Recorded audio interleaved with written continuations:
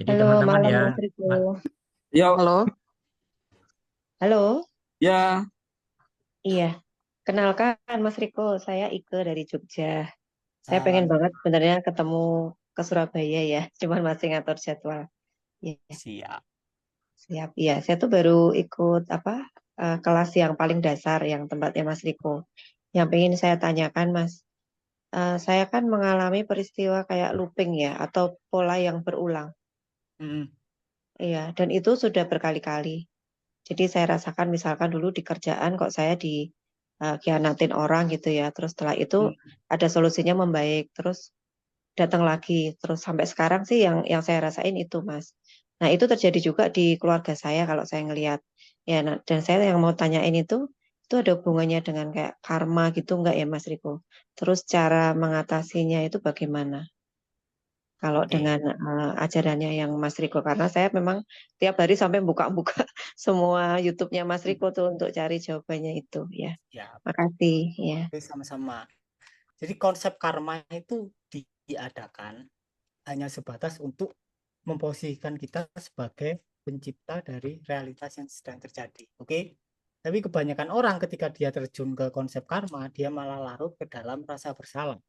Ya, kemudian nggak ada solusinya. Jadi konsep karma cukup dipahami bahwa ya ini gara-gara kita sendiri, gara-gara identitasku sendiri, dan secara tanpa sadar menciptakan realita yang sedang terjadi sekarang. Udah stop di situ. Jangan menggali lebih dalam.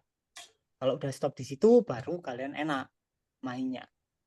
Nah, kenapa kok bisa looping ya? Karena waktu kecil kemungkinan kalau misal ada orang, kok aku terus-terusan dikhianati rekan kerja, kekasih, dan lain-lain ya pasti waktu kecil kita pernah dikhianati entah sama orang tua atau nenek atau mungkin adik atau teman masa kecil dan itu membekas.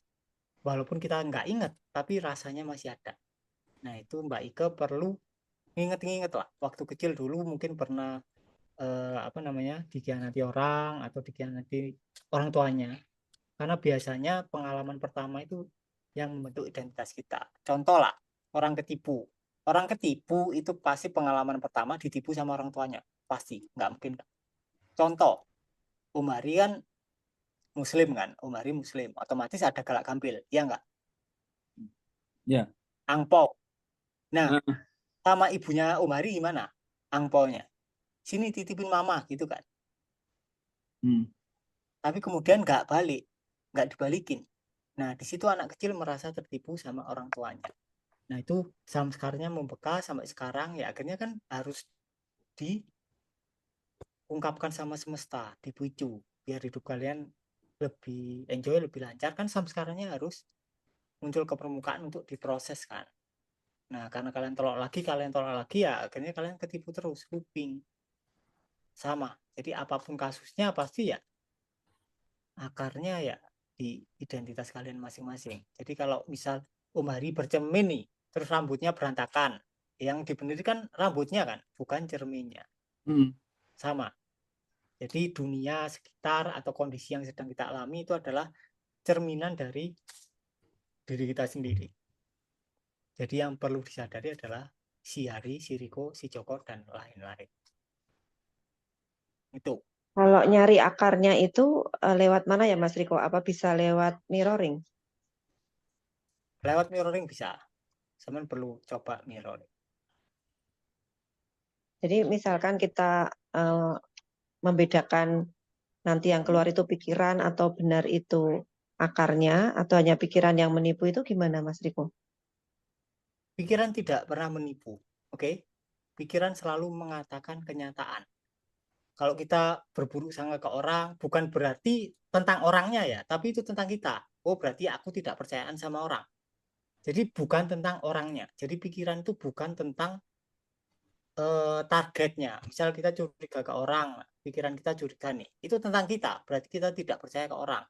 Misal eh, pikiran kita muncul nih takut ditipu. Itu tentang kita. Bukan berarti orang itu akan nipu, bukan. Faktanya adalah kita takut sedang mengalami ketakutan. Jadi pikiran itu selalu mengarahkan ke pendaman kita apa. Makanya biarkan saja pikirannya. Tuh, makanya perlu praktek mirroring, kemudian dibiarkan saja pikirannya, Kalau dibiarkan emosinya nanti akan ketemu sendiri akarnya apa. Dan pasti benar. Karena pikiran kalian itu adalah ekspresi dari identitas kalian. Nggak mungkin kalau kalian ada samskara, rasa sakit hati, pikiran-pikiran bahagia nggak mungkin.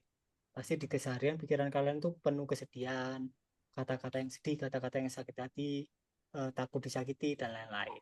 Itu.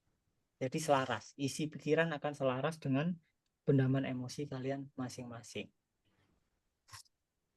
Oke? Oke, Ya, makasih Mas Riko. oke. Malam Mas Ya, Riko. sama-sama, Bu. Ini sebentar ya, teman-teman yang mau open mic, saya bacakan dulu karena masih relate ya. Ini dari Mas Didik. Om Riko, tiap mirroring saya nggak muncul sensasi, tapi semenjak mirroring hampir tiap hari saya bermimpi. Padahal biasanya saya jarang bermimpi. Mimpi kadang enak, kadang membuat saya sedih. Pertanyaan saya yang pertama, apakah mimpi ada hubungannya dengan samkara? Yang kedua, apakah mimpi bisa merilis samkara? Oke, jadi mimpi itu ada hubungannya dengan pendaman emosi kalian. Jadi kalau kalian di keseharian itu pasti keluar lah.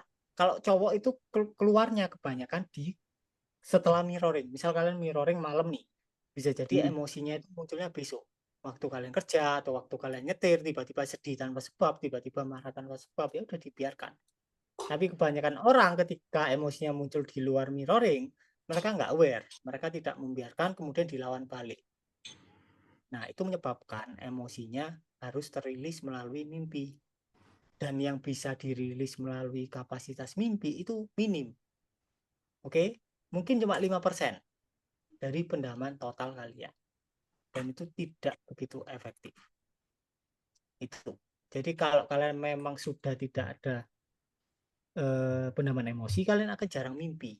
Bahkan nggak pernah. Makanya Siddhartha Gautama setelah tercerahkan, dia itu nggak pernah mimpi. Tapi ada perbedaan antara benar-benar nggak mimpi dengan nggak ingat kalau mimpi. Nah, ini perlu dibedakan. Kalau kita biasanya sudah apatis, kita itu nggak ingat kalau sedang mimpi. Misal, semalam mimpi. Ketika bangun, kita nggak ingat kalau semalam mimpi. Itu. Jadi, bedakan antara nggak mimpi dengan nggak ingat kalau mimpi. Man? Yap.